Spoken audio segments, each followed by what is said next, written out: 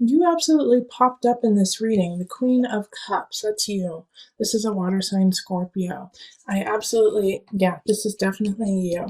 And then we have this King of Staffs up here, and this is a fire sign, Leo, Sagittarius, Aries. And there's a disconnect there. All right, so for those of you, I do feel like almost a sexual tension between the two of you. I feel like there's this rift going on, like you guys can't be together, but you want to be together. And so let's explore this a little bit and see like what context it is when it comes to relationship and in work, because the Six of Swords is moving on, and so I think at the beginning of November you're going to have this feeling, this impetus to push through on a job, but also I feel like some of you guys just feel like you need to move on with people in your lives and. Like let go of some people. We have the Two of Cups in reverse. And so this is kind of a break away from people that you hold dear in your life. And it's also a disconnect too. And this disconnect is definitely connected to the Seven of Swords. And Seven of Swords is it's a sneaky Pete. It's someone taking something from you, feeling lost, feeling like you don't have enough because somebody else has it. And so these two are linked together, and it's like almost the cups are dripping down into the swords. And so I do feel like if you are in a relationship with a Leo sign, there is going to be some deceit. There's going to be some situations where everything's not out on the table and you don't know exactly what's going on. You don't have the full story, and they're kind of feeding you, these niceties, sweetness, and it's all a lie in a way. And so what you're going to have to really do is dig deep, Scorpio, which is easy for you because you're coming into your own judgment. You've got to use what you know. Okay, judgment popped up for the energy coming in from October. You gotta listen to your heart. You instead of talking yourself out of yourself in a way. It's like, no, maybe I'm overreacting. No, maybe they are not cheating on me. Maybe they didn't steal my car. Let me just give them a chance. And you're trying to talk yourself out of something you just know to be true. And you're like, I can't be that. I don't want to be a jerk about the situation. I don't want to be an ass, like I'm always that person. Like I can feel like Scorpios being like, I don't want people to think I'm always that person, who accuses people or is a little more harsh, uses stronger wording. But Scorpio, you're just speaking the truth, right? Sometimes people don't want to hear the truth. So just speak clearly, speak that tongue, speak the tongue of truth. Because you see something going on and it's right. And the Hermit is like, shine light on that. Shine light on what you know, even though it's going to be hard to say. Because in the Four of Pentacles, it's also here, Four of Pentacles. You're starting to realize that what you wished for, what you wanted out of this situation, and I do feel like it is a love relationship or a very close relationship of some sort that is kind of going wonky. Like what you put into it, what you're like, you know what, I want it to be white picket fences, 2.5 kids. I want us to get married on the beach and then we're going to go to Italy afterwards. Like all of these things that you put on this relationship aren't needed and aren't what's going to make you happy anyways. And so that illusion that you had created with this person, this King of Staves, and even though they're in the upright, like they're doing what they need to, they feel like they're doing just fine.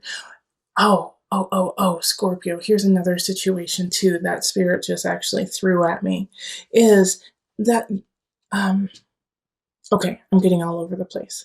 Hold on, let me go back.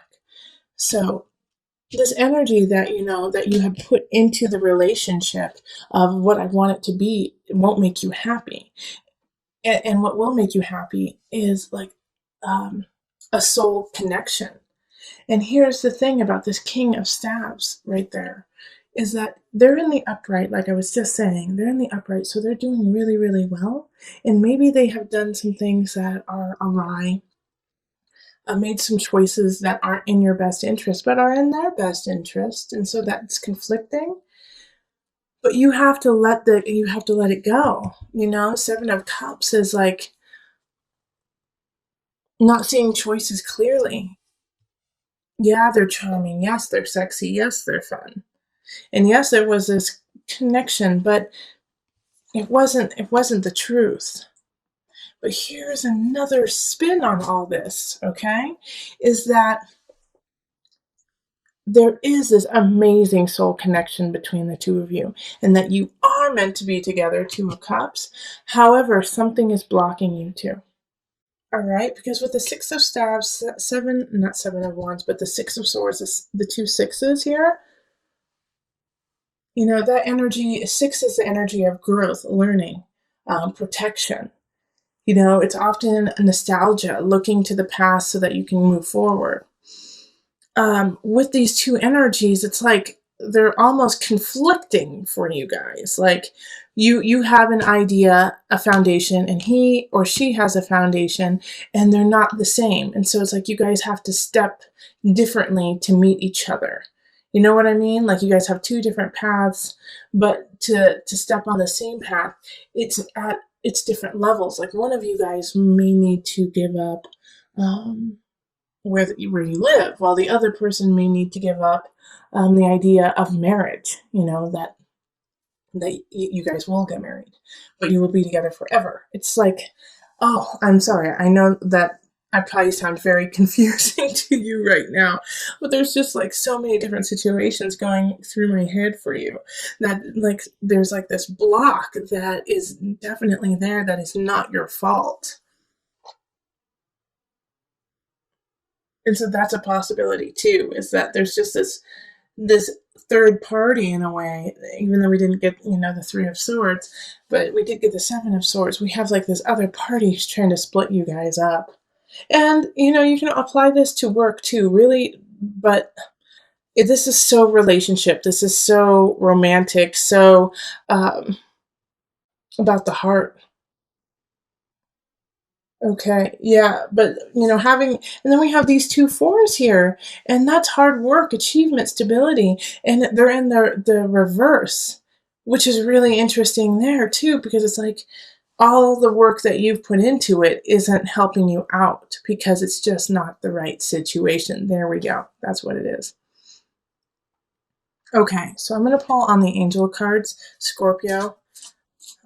Sorry for the interesting helter-skelter reading. Hopefully you gain something from it. It didn't mean to turn into like a love reading, but it definitely was that.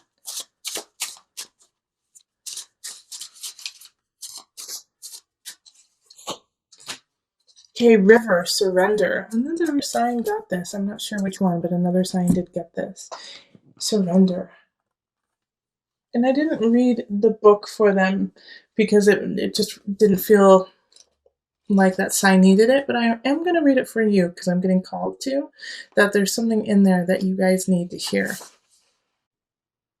Now, these cards are actually based on mothers, but that's why I love it, is that we all nurture and we all have a mother within, so come at it from that perspective. All mothers are well versed in going with the flow. Do you bend or do you break? For some, flexibility may come easily. It is a practice in shape shifting.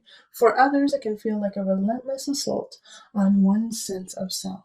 If you have chosen River, take stock of your relationship to the laws of surrender. River symbolizes the journey of life, from her birth as a mountain stream until she merges once again with the ocean. River sings a timeless story of movement and change. All right, so, I'm going to read just a little blurb, another thing. River's wisdom says to follow the path of least resistance. She flows over rocks and around mountains. She takes the shape of each new landscape she enters, but over time, she also shapes the land. Okay, so that's so... Okay. Yeah. Six of Swords is like, let's move on, Scorpio. This relationship is stagnant and you are no longer growing and perpetuating yourself in it. So step back, find your light, understand that there are other energies that you don't know the whole truth about, which are actually not working in your favor. And so you have to gleam the light on that, hermit, go into the details, show the light in the dark to figure out what steps you need to take next, because what you have been working on is not working. So go with the flow, see what happens, and then from there, let your heart shine and guide you down the river. So with the Five of Chalices here, it's, time to let go of what has already happened, that you can't change the past. You can't change the immediate past. You have to step up to it and own your situation, own your space in the situation. Five of Chalices is saying stop looking at the negative aspects of something going awry, of losing something, but realize what you have remaining and what you have to work with, that you have plenty to work with. So make sure that you lament, you mourn the loss of something, absolutely. But then you turn around and you see what you have left and fill yourself with gratitude. Because we do have arguments happening that second half of October, the second half of November. All right. So Five of Wands is talking of fights within relationship, fights within family. For us in the States, this is the energy of Thanksgiving, like meeting with your family. Maybe your family has completely different political views than you do, and you guys start to kind of pick at each other, and it turns into like a full-blown argument, fight before the turkey has even hit the table. So make sure that you are taking stock of where you are before actually starting that fight, picking that fight with somebody else, and just start to really think about, will I really regret this tomorrow if I pick this fight with somebody I love? Will I turn into the Five of Chalices and go, oh gosh, why did I do that yesterday, when I love this person and it's not even worth fighting over, Or it could be the opposite too. It could be, oh my gosh, why didn't I stand up for myself? Why didn't I, say, gosh, what you're saying is totally wrong and I don't appreciate it and I find it disrespectful. Why didn't I say that? So the Five of Wands is like, pick your battles, choose your battles wisely, because all the battles that you are about to have a meaning and will affect you in the future, and will affect how the other person deals with fights and arguments with you in the future. So pick them wisely. And we have the King of Wands popping up, and they popped up in your November reading too. And this is, a Leo, Sagittarius, Aries. They're still here. And so the connection though, this is with work. So, go back to the November reading after watching this, because I'm going to add on to it right now. The King of Wands energy, like I was saying in the November reading, often has that feeling of relationship for you, has a feeling of love with you. And I think it has to do, it's somebody from work, now that it's coming up in, career work area, that this is somebody that you meet through work, or somebody that you are going to grow your work with. All right. So this is a very important person in your life, especially since they popped up twice now. Okay. So in the November reading, and then again now. So this fire sign has a lot of potential to, create a future with you. And the reason why I say that is the Nine of Chalices right next to it. This is abundance, this is happiness, and this is in the sign of abundance, Scorpio. So Nine of Chalices is feeling really content and happy with how things are in some regards, and with abundance, it could be, financial abundance, it could be emotional abundance, it could be your personal abundance, how you feel about yourself. But there's some aspects in your life that are going really, really well, and it doesn't come without all the work you have already put into it. And the King of Wands sees that. And I think this is why these fights are so frustrating to you when it comes to family and when it comes to relationship in some regards. Because you're like, I am finally feeling comfortable in my own skin. I'm finally feeling like I can take the steps I need to for my life. And then you come in and you like try to strip me down, take away my light, take away who I am. No. And so this is like why the fight I think is actually happening is it's like, for most of you, it will be, I need to stand up for what I have because I'm so grateful to be who I am. Yeah. And the Ten of Swords. This is like, this is power. Power, baby. This is power, Scorpio. Because this is in the mind, body, soul connection. So this is a rebirth.